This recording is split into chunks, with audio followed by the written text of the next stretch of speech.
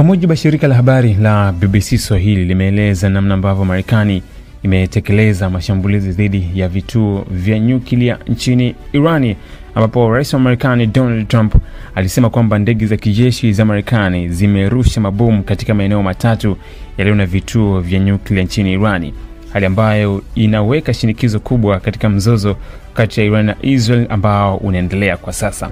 Alisema kumbuka kuna maeneo mengi yaliyosalia ambayo bado tunaazimia kuyalenga. Usiku huu umekuwa mgumu sana katika muda huu wote na huenda umeshuhudia shambulizi kali na hatari zaidi, alisema Donald Trump katika hotuba kwa taifa la Marekani kwenye television. Aliongeza, ikiwa amani haitokuja kwa haraka, basi tutalenga vituo vingine kwa ujuzi mkubwa, haraka na kwa umakini. Mojawapo ya vituo vilivyolengwa ni kile cha Fordo, ambapo madini ya uranium yanaratibishwa, ambacho kiko kwenye eneo la milimani nchini Irani na ambacho kinatajwa kama eneo muhimu zaidi katika azimio la mpango wa nyuklia wa Irani. Hatuna taarifa kamili kuhusu hasara iliyopatikana katika kituo hicho. Mamlaka za Israel zimesema kwamba serikali ya taifa hilo inashirikiana kabisa na Marekani katika mipango yake ya kutekeleza mashambulizi hayo.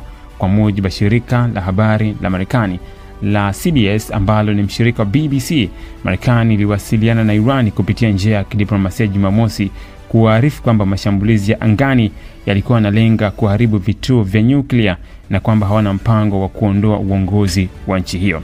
Irani huenda ikajibu shambulizi la Marekani kwa kulenga kambi za kijeshi za Marekani zilizopo katika ukanda wa Mashariki ya Kati. Maafisa wa serikali hiyo wameonya kwamba shambulizi lolote kutoka Marekani linaweza kuchangia vita vikubwa katika ukanda huo na kwamba wanaweza kulipiza kisasi. Je, operation hii sasa ilianzaje? Israel kwanza ilitekeleza shambulizi dhidi ya vituo kadhaa vya nyuklia na kambi za kijeshi nchini Iran Juni 13. Ilisema kwamba azimio lake lilikuwa kuharibu mpango wa nyuklia nchini humo, ambao waziri mkuu wa Israel Benjamin Netanyahu amesema kwamba katika siku za usoni ungeweza kutengeneza mabomu ya nyuklia.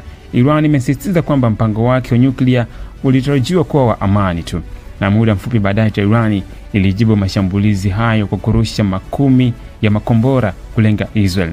Mataifa hayo mawili yameendelea kushambuliana kwa kurusha makombora angani tangu hapo katika vita ambavyo vimeendelea kwa zaidi ya wiki moja sasa.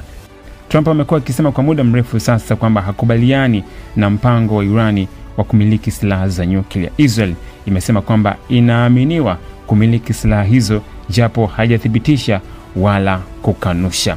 Mwezi Machi, mkurugenzi wa idara ya ujasusi nchini Marekani alisema kwamba japo Irani ilikuwa imeongeza madini ya urania inayomiliki, haikuwa imetengeneza mabomu ya nyuklia, tathmini ambayo Rais Trump alisema haikuwa ya kweli. Kwenye kampeni yake, Rais Trump aliwakosoa baadhi ya maafisa wa serikali nchini Marekani kwa kujihusisha na vita visivyokuwa na msingi kwa muda usiojulikana katika eneo la Mashariki ya Kati na kuahidi kutoihusisha Marekani katika mizozo ya mataifa ya kigeni. Wakati ambapo shambulizi hili la ghafla lilipotekelezwa, ni siku mbili tu zilizopita ambapo Trump alisema kwamba angefanya uamuzi wake wa kuipa Iran siku mbili kabla dunia kujua ikiwa jeshi la Marekani lingeingilia vita hivi, lakini muda huo umefupishwa mno. Jeshi la Marekani limerusha mabomu wapi na limetumia silaha gani? Fordo imefichika kwenye milima iliyopo kusini mwa Iran na inaaminiwa kuwa umbali mkubwa chini ya ardhi kuliko kivuko kinachounganisha Uingereza na Ufaransa chini ya ardhi. Umbali wa kituo cha Fordo chini ya ardhi umekuwa changamoto kubwa na kuitatiza Israel kuifikia kwa kutumia silaha zake. Ni Marekani pekee ambayo imesemekana kuwa na mabomu maalum yenye uwezo wa kufikia na kuharibu mahandani yanayozuia uharibifu mkubwa wa mabomu na yenye uwezo mkubwa wa kufikia maeneo yaliyo mbali kama Fordo. Bomu hilo la Kimarekani linalofahamika kama GBU 57 Massive Ordnance Penetrator lina uzani wa kilo 13,000 na lina uwezo wa kupenyeza na kuharibu mita 18 za saruji au mita 61 za udongo wa ardhi kabla ya kulipuka, kwa mujibu wa wataalam. Mashimo ya handaki la Fordo yanaaminiwa kwa takriban mita 80 hadi 90 kwa umbali chini ya ardhi. Hivyo bomu la Bunker Buster halidhaniwi kuwa na uwezo wa kufanikiwa kufikia eneo hilo, ila ndilo bomu pekee lenye uwezo wa kuharibu na kutekeleza jukumu hilo. Maafisa wa Marekani wamethibitisha kwa kituo cha habari cha CBS kwamba mabomu aina ya bunker buster ndiyo yaliyotumika kwenye shambulizi la Marekani mapema hii leo, ambapo 2 zilirushwa kwa kila kituo kilicholengwa. Jinsi ambavyo mabomu ya kuharibu mahandaki ya Marekani yanavyofanya kazi. Mabomu aina ya GBU 57 Massive Ordnance Penetrator au bunker buster. Bomu linarushwa kutoka kwa ndege ya kivita aina B2 kutoka umbali wa kilomita 12 juu ya eneo linalolengwa bila ya kuwa na injini. Ni umbali wa juu ya anga ambao unawezesha bomu hilo kupata kasi na huhitajika kushuka ardhini. Bomu hilo linaongozwa na satellite inayodhibiti mkia wake. Uzito mkubwa wa bomu hilo husababisha kiwango kikubwa cha nishati inayoleta hasara kubwa kivita. Nguvu hii ya nishati inaisukuma chuma hiyo zito ndani kwa umbali wa mita 60 chini ardhi. Mwisho fuse iliyomo ndani inalipuliwa kwenye vilipuzi kwenye uzito wa kilo 2400. Athari za shambulizi hili zikoje kwa Irani? Hajabainika wazi hadi sasa athari za shambulizi la Marekani katika vituo vya nyuklia nchini Irani, au ikiwa kuna majeraha yoyote au maafa. Naibu mkurugenzi wa masuala ya kisiasa nchini Irani, Hassan Abedin, amekiambia kituo cha habari cha kimataifa nchini humo kwamba Irani ilikuwa imewaondoa watu kwenye vituo hivyo vitatu muda mrefu uliopita.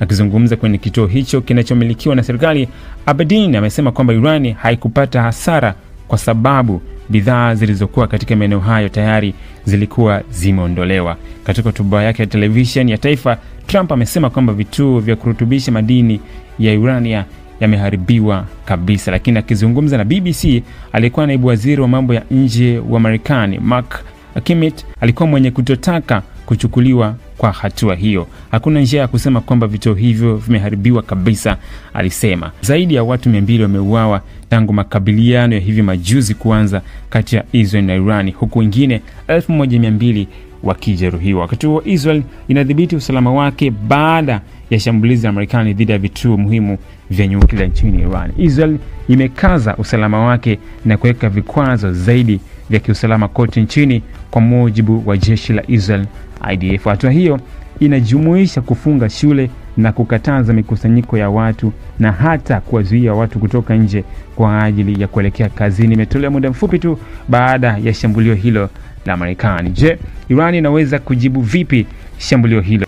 Iran imelemazwa pakubwa na mashambulizi ya Israel yaliyolenga kambi zake za kijeshi, kwa mujibu wa wataalam, na vile Israel imefanikiwa kulemaza shughuli za makundi ya wapiganaji ambayo yaliungwa mkono na Iran kama vile Hezbollah nchini Lebanon na Hamas nchini Syria na Gaza, lakini bado Iran ina uwezo wa kutekeleza uharibifu mkubwa. Maafisa wa serikali ya Iran wameonya Marekani dhidi ya kuingilia kati, wakisema kwamba taifa hilo lingekabiliwa na uharibifu ambao hauwezi kurekebishwa na kwamba inakumbwa na tishio la kuzuka kwa vita vikuu katika ukanda wa Mashariki ya Kati. Iran aidha imetishia kulenga kambi za jeshi za Marekani katika ukanda wa Marekani.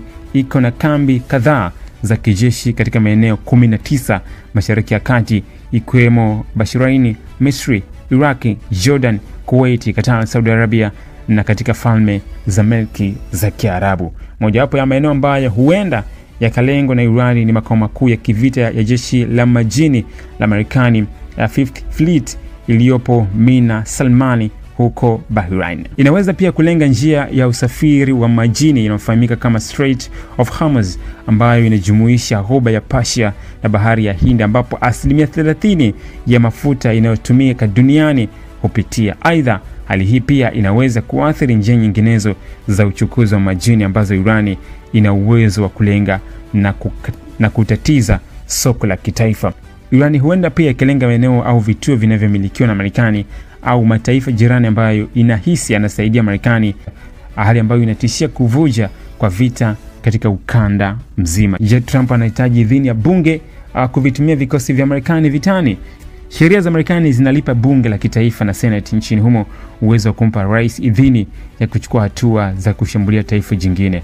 Lakini pia sheria inasema kwamba rais ambaye ni amiri jeshi mkuu wa majeshi ya Marekani na uwezo wa kuvituma vikosi vyake katika majukumu ya kijeshi bila kutangaza vita moja kwa moja. Baadhi ya wabunge wa vyama vikuu viwili bungeni wamejaribu kudhibiti uwezo wa Trump kutoa amri ya jeshi la Marekani kuingia vitani na kupendekeza masuala kadhaa katika bunge la kitaifa, kuifanya hatua hiyo kuchukua wiki kadhaa kabla ya kutekelezwa kwa kuwa itahitaji kura kupigiwa bunge. Ili kuwa mwanafamilia bora wa Global TV, usisahau kusubscribe, like, kushare na kucomment. Baada ya kusubscribe, bonyeza alama ya kengele ili kupata taarifa kwa kila video inayopanda Global TV Online.